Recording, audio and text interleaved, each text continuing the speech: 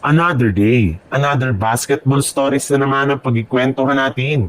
At ngayon nga yung pag-uusapan natin ang balitang may pasabog nga daw ang Los Angeles Lakers sa NBA at ang balitang may mga players na nga daw na maglalaro sa Gilas, Pilipinas. Napag-usapan na nga natin na nire-required pa nga ng NBA ang Los Angeles Lakers na kumuha ng dalawang bagong player na merong regular contract at isang two-way player bago pa man magtapos ang off-season.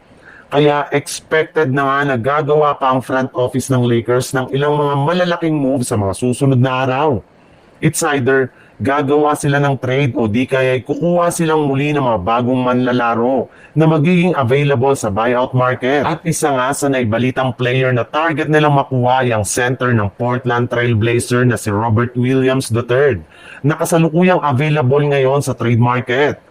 Bukod rin nga kay Williams, ay maaari rin naman nga daw na makuha pa ng Lakers sina Dillon Brooks at Nick Richards mula sa Phoenix Suns na siyang magpapalakas pa ng gusto sa kanilang depensa gamit ang kanilang mga player na sina Rui Hachimura at Gabe Vincent. Maaari rin naman nga sila dito ng 4-team trade upang sa ganon ay maipagpapatuloy lamang nila ang ganitong klaseng trade. Sa ibang balita naman, marami na nga sa mga Pinoy fans ang nagsabi na malinaw na nga na kailangan ng Gilas Pilipinas ng mga bagong players na tutulong sa kanilang lineup kung gusto man nila na makapalad sa mga makalalakas na kupunan sa rehiyon ng Asya.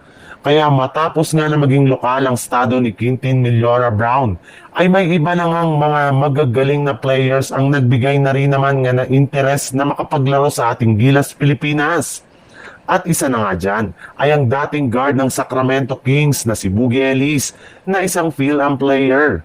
Ayon nga sa inilabas na balita, nagsumite na nga daw po ang kampo ni Ellis ng passport kay Coach Norman Black at sa Samahang Basketball ng Pilipinas.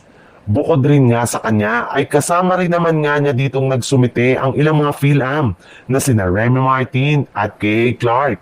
Sa ngayon nga, kapag tinanggap nga ang kanyang application ng Thailand SEA Game Committee at payagan siya ng kanilang mother team ay magkakaroon nga sila ng pagkakataon na makapaglaro sa Gilas Pilipinas sa darating na SEA Games. Lalo pat hindi nga dito makakapaglaro ang mga PBA players since conflict nga ito sa mga laro ng liga.